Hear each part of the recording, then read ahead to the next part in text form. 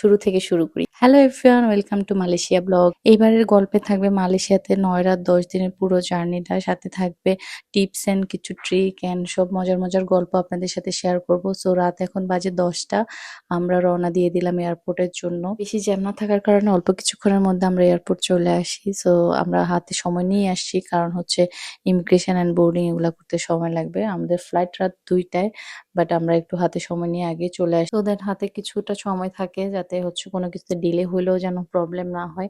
So এই তো আমরা এখন আমাদের ইমিগ্রেশন এন্ড বোর্ডিং সবকিছু ডান করে আমরা এখন যাব হচ্ছে লাউঞ্জে এন্ড ওখানে ডিনার করে নিব। যেহেতু হচ্ছে রাত 2টায় ফ্লাইট, এখন 10টা 11টা বাজতেছে অলমোস্ট। এয়ারপোর্টে আসলে অলওয়েজ আমি লাউঞ্জে যাওয়ার ব্যাপারটাতে খুব এক্সাইটেড থাকি। তো এই যে আমরা ইউসিবির লাউঞ্জে আসছি, এখানে হচ্ছে আমাদের ক্রেডিট কার্ড এক্সেস ছিল।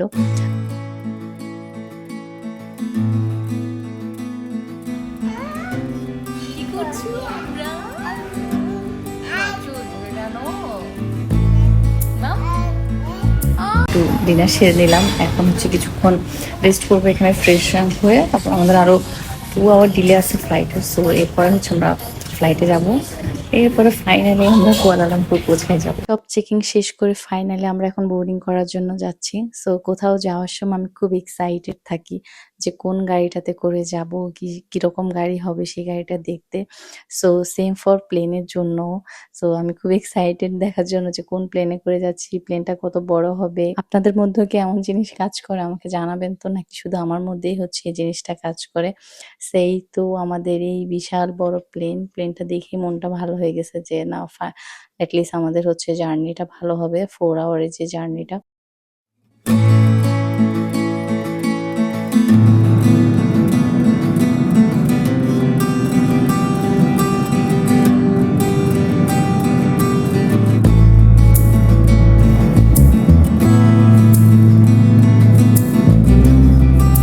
Morning from Malaysia. দীর্ঘ 4 ঘন্টা জার্নি শেষ করে আমরা এখন কুয়ালালামপুর এয়ারপোর্ট। সকাল এখন 8টা বাজে। সো আমরা এখন আমাদের সমস্ত ফর্মালিটিস এখান থেকে ডান করে ইমিগ্রেশন শেষ করে দেন আমরা আমাদের হোটেলে চলে যাব।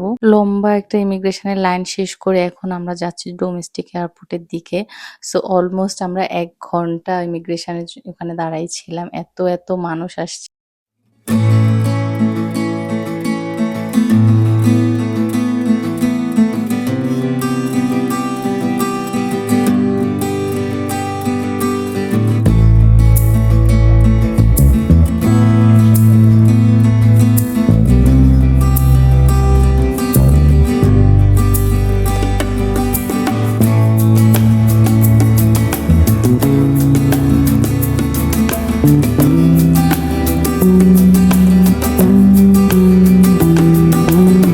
ফাইনালি আমরা হোটেলে চলে আসছি। সো আমাদের হোটেলের নাম হচ্ছে tunahotel.com, এটা এয়ারপোর্টের একদমই পাশে।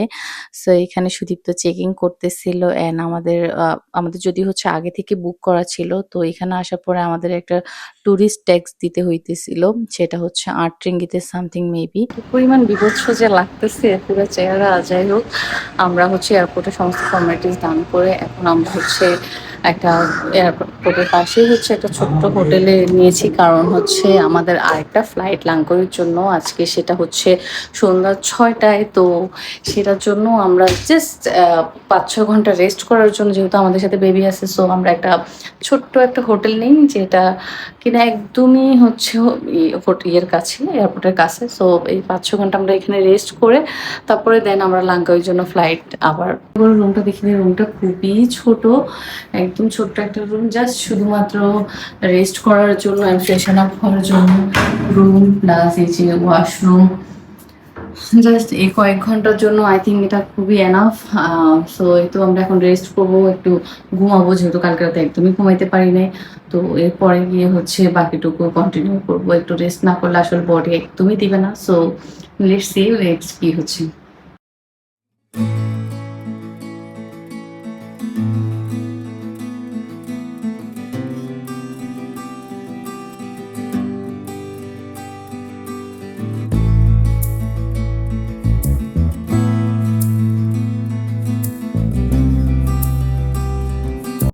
সো ফ্রেশন আপ হয়ে আমরা এখন লাঞ্চ করতে আসছি। একদম হোটেলের নিচেই হচ্ছে ওদের যে রেস্টুরেন্টটা। সো এখান থেকেই হচ্ছে লাঞ্চ করে নিব। দেন অর্ডার করা শেষ। এখন ফুডের জন্য ওয়েট করতেছি। প্রচন্ড ক্ষুধা লাগছে। কজ সকালবেলা খুবই সিম্পল ব্রেকফাস্ট করছি। হোটেলটা বেশ ছিমছাম বাট অনেক সুন্দর চারপাশটা। আম ভালোই লাগতেছিল ওখানে ওয়েট করে বসে থাকতে, বিরক্ত লাগতেছিল না। ওদের ফুডও চলে আসছে। সো সুদীপ্ত রাইস এন্ড একটা ফিশ আইটেম অর্ডার করছিল এন্ড আমি হচ্ছে fried rice safe item order করছি, কজ আমি কোথাও গেলে রিস্ক নিতে চাই না। এক্সপেরিমেন্ট করতে গিয়ে পরে খাবারটাই নষ্ট হয়। সো আমি একদম এক্সপেরিমেন্ট না করে জাস্ট একটা ফ্রাইড রাইস নিয়ে নিলাম। সো খাবারটাও বেশ মজা ছিল।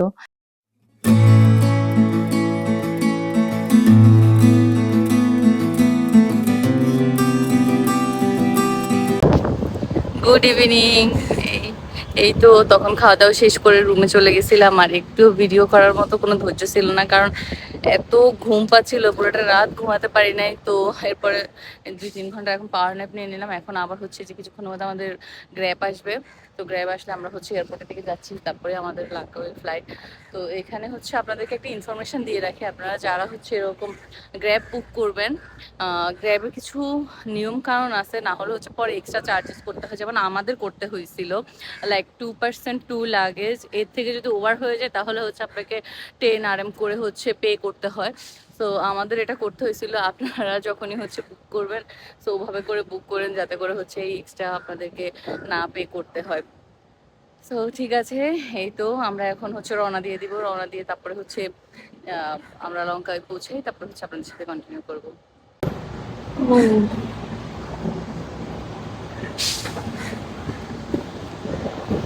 এত বাতাস দিচ্ছে চারপাশে, ভালো লাগতেছে। গরম বাট বাতাসের জন্য অত একটা খারাপ লাগতেছে না, বেশ ভালোই লাগতেছে। আমি আসলে চেঞ্জ করারও হচ্ছে সময় পাই নাই, কারণ এত ঘুম আসতেছিলাম, মন চাচ্ছিল না লাগেজ গুলো খুলি একবারই লাঙ্কাউইতে পৌঁছাই, তারপর হচ্ছে একদম শাওয়ার নিবো, ফ্রেশন আপ হবো, সবকিছু করবো। তাই জন্য হচ্ছে এখন আর কোনো ঝামেলা করলাম না, যেভাবেই ছিলাম ওভাবেই করে হচ্ছে রেডি হয়ে নিলাম, জাস্ট গিয়ে তারপরে চেঞ্জ করবো। হোটেলের চারপাশটা এত সুন্দর, এত নিরিবিলি and এত সুন্দর বাতাস দিতেছিল। তো এই তো আমাদের গ্র্যাব চলে আসছে, চলুন যাই এখন এয়ারপোর্টের দিকে।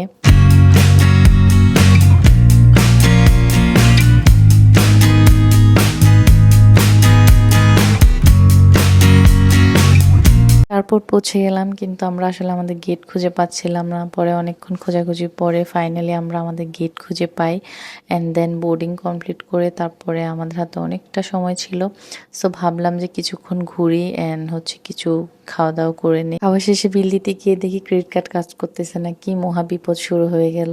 তো যাই হোক, কিছু করার ছিল না তখন আর। তো এরপরে আমরা হচ্ছে সবকিছু শেষ করে ফ্লাইটে বসে যাই। কিছুর মধ্যে একটা জিনিস ভালো হলো যে হচ্ছে আমরা উইন্ডো সিট পাই, কারণ হচ্ছে বেবি থাকলে আপনাকে উইন্ডো সিট দিবে না কখনো।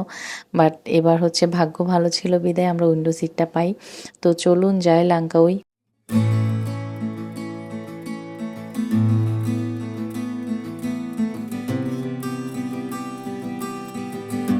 Welcome to Langkawi. Finally in Langkawi, I can wait to explore this beautiful island with you guys. এখানে প্রায় সন্ধ্যা এখন, কিন্তু দেখুন আকাশটা কি সুন্দর, কি সুন্দর ওয়ার্ম ওয়েলকাম করলো আমাদেরকে, তাই না? মনটাই ভালো হয়ে গেল। গতকালকে রাত থেকে আজকে সারাদিন বেশ লম্বা একটা জার্নি শেষ করে ফাইনালি আমরা লাঙ্কাউইতে চলে আসলাম। সো বেশ মজা লাগতেছে, খুব এক্সাইটেড লাগতেছে লাঙ্কাউই ঘুরে দেখার জন্য। তো আমরা এখন এয়ারপোর্টের সমস্ত ফর্মালিটিস ডান করে আমরা ডিরেক্ট আমাদের রিসোর্টে চলে যাব। সো চলুন যাই। ব্যাগেজ কালেক্ট করা ডান অ্যান্ড আমাদের গ্র্যাবও চলে আসছে। সো এখন এয়ারপোর্ট থেকে আমাদের রিসোর্টে যেতে আমাদের প্রায় 30 থেকে 40 মিনিট, মেবি 50 মিনিট লাগবে। সো চলুন যাই।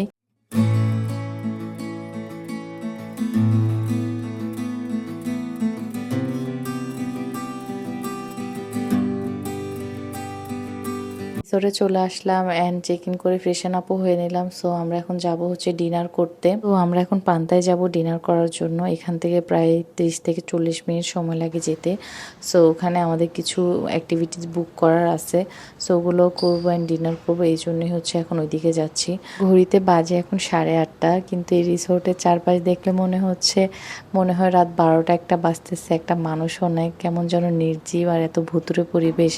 যাই হোক, আমাদের গ্র্যাব চলে আসছে। সো আমরা এখন হচ্ছে পেনাংয়ের দিকে যাই অ্যান্ড ওখানে গিয়ে আমাদের ডিনারটা কমপ্লিট করব।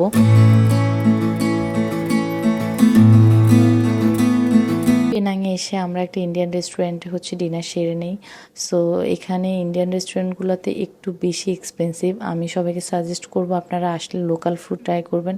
একটু চিপ বাট অনেক মজাও। আমার মনে হয় কোথাও ঘুরতে আসলে সেখানকার লোকাল ফুডটাই হচ্ছে ট্রাই করা উচিত, কজ সেখানকার লোকাল ফুড না খেলে আসলে ওই ট্রিপটাই কমপ্লিট হয় না। সো এই যে খাওয়া দাওয়া শেষে আমরা কিছুক্ষণ হাঁটতেছিলাম, যেহেতু অনেক রাত হয়ে গেছে। সো আমরা এখন রিসোর্টের দিকে হচ্ছে চলে যাব। অ্যান্ড সারাদিন অনেক হেক্টিক ছিল। সো ভিডিওটি এই পর্যন্তই। পরবর্তী ব্লগে আপনাদের সাথে লঙ্কার অনেক অনেক গল্প শেয়ার করব। এই পর্যন্ত প্লিজ স্টে টিউন অ্যান্ড দেখা হচ্ছে পরবর্তী ভিডিওতে। তো এই ভিডিওটা দেখার জন্য থ্যাংক ইউ সো মাচ সবাইকে। ভিডিওটি ভালো লাগলে please do like share and subscribe to my channel. Thank you for watching.